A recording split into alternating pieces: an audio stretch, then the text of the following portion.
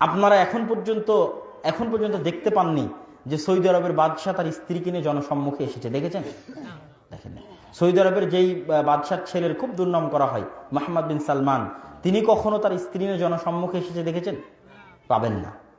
কেননা তাদের পারিবারিক ঐতিহ্য, যেহেতু তারা ইসলামী সমাজে, পরে কি হবে জানি না, কিন্তু যেহেতু তারা ইসলামী সমাজে বড় হয়েছে, আরব সমাজের ঐতিহ্য হচ্ছে নারীদের সম্মান, যত দামি নারী তত অপ্রকাশ্য তত উজ্জ্বল, যত মহৎ এবং উঁচু পরিবারের নারী তত অস্পৃশ্য, দেখাও যাবে না, ধরাও যাবে না, সাক্ষাৎও করা যাবে না। এমনকি আপনারা জানলে হয়রান হবেন, আরব আমিরাতের যারা বাদশাহ, সে আরব আমিরাতের বাদশার মা সম্ভবত মোহাম্মদ বিন রাশেদ আল মাকতুম অথবা মোহাম্মদ বিন জায়েদ আল নাহিয়ানের মায়ের পাসপোর্ট পর্যন্ত বানানো আছে বিনা ছবিতে। মানে মায়ের ছবি পাসপোর্টে দেওয়া হয়নি, কথা মানে বুঝতে পারেননি। তারা তাদের রাষ্ট্রীয় ক্ষমতায় পাসপোর্ট বানিয়েছে উইদাউট ফটো, তাদের মায়ের ছবি ছাড়া তারা পাসপোর্ট বানিয়েছে তার মায়ের জন্য। তাহলে ইসলামী সমাজে ঐতিহ্যগতভাবে এবং আরব সমাজে ঐতিহ্যগতভাবে যেই নারী যত বেশি উঁচু পরিবারের, সে তত বেশি লুকায়িত, তত বেশি পর্দায়, তত বেশি উজ্জ্বল, তত বেশি অস্পৃশ্য।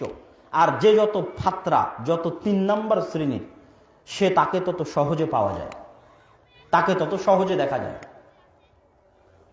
আর আরেকটা জিনিস মনে রাখবেন, আমি এটা আল্লাহর কসম করে বলছি, যারা ইউরোপ এবং আমেরিকার আমাদের মা এবং বোনদেরকে উলঙ্গ করতে চায়, আল্লাহর কসম করে বলছি, তাদের মনের একটা কষ্ট যে তারা আরব মেয়েদের দেখতে পায় না, যে এদের চেহারা কত সুন্দর, এটা দেখতে পায় না।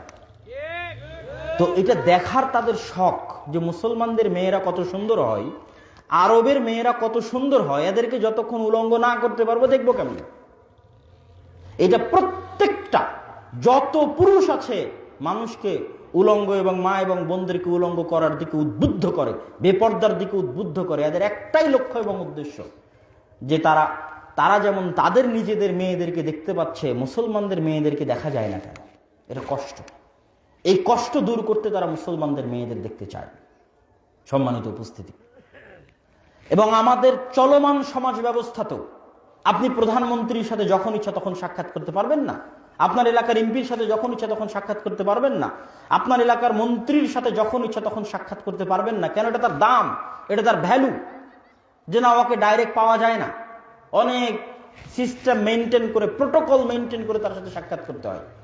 তো একজন প্রধানমন্ত্রী যেমন দামি, একজন রাজা এবং রানী যেমন দামি, তাকে অসংখ্য প্রোটোকল মেনটেন করে সাক্ষাৎ করতে হয়। ইসলামী সমাজে একজন মা এবং বোন ততটাই দামি যে তাকে দেখতে হলে, তার সাক্ষাৎ পেতে হলে অসংখ্য প্রোটোকল মেনটেন করে তার কাছে যেতে হবে। এত ফাত্রা, এত ২ নম্বর ৩ নম্বর শ্রেণীর নয়, এত কম দামের নয়, এত সস্তা নয় যে রাস্তাঘাটে বাজারে যখন ইচ্ছা তখনই দেখতে পাওয়া যাবে, যখন ইচ্ছা তখনই ব্যবহার করতে পাওয়া যাবে। নাউযুবিল্লাহি মিন যালিক। এবং মুসলমানদের যদি গায়রাত থাকে, গায়রাত কাকে বলে? গায়রাত হচ্ছে আত্মমর্যাদা। পৃথিবীতে ২ ধরনের প্রাণী আছে, একটা প্রাণী হচ্ছে উট আর একটা হচ্ছে শুকুর। সবচেয়ে আত্মমর্যাদা সম্পূর্ণ প্রাণী হচ্ছে উট, আর সবচেয়ে বেগায়রাত, উর্দুতে বলে, যারা উর্দু জানে তারা বুঝবে, যাদের আত্মমর্যাদা নেই এইরকম বেগায়রাত হচ্ছে, সবচেয়ে বড় বেগায়রাত হচ্ছে শুকুর। শুকুর সবচেয়ে বড় বেগায়রাত। কি জন্য? শুকুর যদি ২৪ ঘন্টা পচা, দুর্গন্ধযুক্ত পচা পানির মধ্যে বসবাস করে, শুকুরের কোনো আপত্তি নাই। পৃথিবীর সবচেয়ে অপরিষ্কার প্রাণী, অপরিচ্ছন্ন প্রাণী, এমনকি অন্যের পিছন থেকে, নিতম্ব থেকে যদি গু চেটে খায় তবুও শুকুরের আপত্তি নেই। ওইভাবেই শুকুরকে সৃষ্টি করা হয়েছে। তার স্ত্রীর সাথে, তার বান্ধবীর সাথে যদি আর 10টা শুকুর সম্পর্ক করে, শুকুরের কোনো আপত্তি নাই। কিন্তু উট যদি বুঝতে পারে যে তার উটনির সাথে, তার স্ত্রীর সাথে, যার সাথে তার সম্পর্ক আছে, তার সাথে অন্য কোনো উট কিছু করার চেষ্টা করতেছে, এই উট মেরেই ফেলে দিবে ওকে, দুনিয়াতে আর অস্তিত্ব রাখবে না। উটের মধ্যে এতটা আত্মমর্যাদা কাজ করে, তার রক্ত এতটা গরম। এই জন্য রাসূল সাল্লাল্লাহু আলাইহি ওয়াসাল্লাম বলেছেন, লা ইয়াদখুলুল জান্নাতা আদ-দায়ুস, দায়ুস জান্নাতে যাবে না। দায়ুস শব্দের অর্থ হচ্ছে শুকুরের চর্বি। শুকুরের চর্বিকে বলা হয় দিয়াতা। পৃথিবীর সবচেয়ে চর্বিযুক্ত প্রাণী হচ্ছে শুকুর, শুকুরের চর্বিকে বলা হয় দিয়াতা। তাহলে লা ইয়াদখুলুল জান্নাতা আদ-দায়ুস, দায়ুস জান্নাতে যাবে না, মানে শুকুর জান্নাতে যাবে না।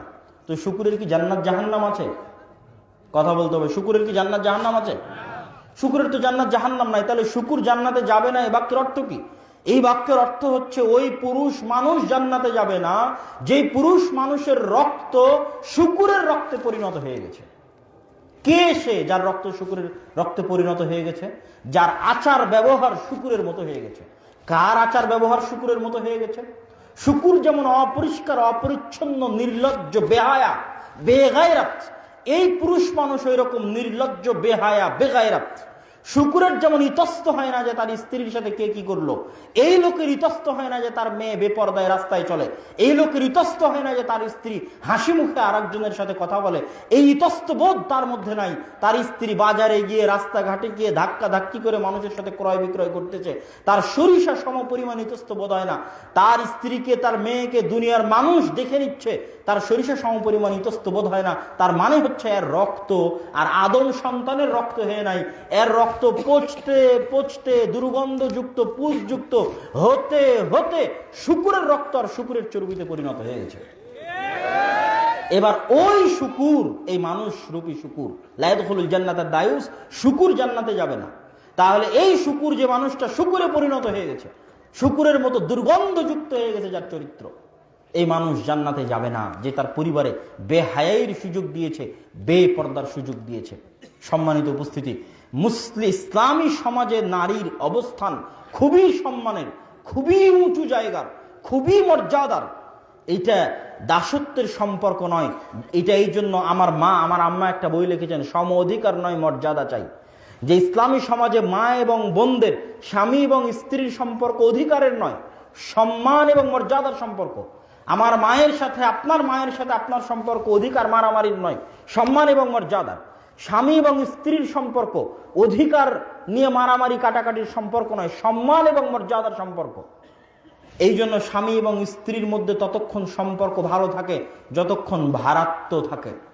ভারাত্ম কমে গেলে, স্বামী স্ত্রীর মধ্যে যদি 1000 আই লাভ ইউ বলা হয়, ওই সম্পর্ক টিকবে না, ওই সম্পর্কে সৎ সন্তান আসবে না। ভারাত্ম, ব্যক্তিত্ব, সম্মান এবং মর্যাদা নিয়ে যেই সম্পর্ক গড়ে ওঠে, ওই স্বামী স্ত্রীর সম্পর্কের মধ্যে বরকত আছে। এখানে অধিকার এবং মারামারি কাটাকাটির সম্পর্ক নয়, সম্মান এবং মর্যাদার সম্পর্ক।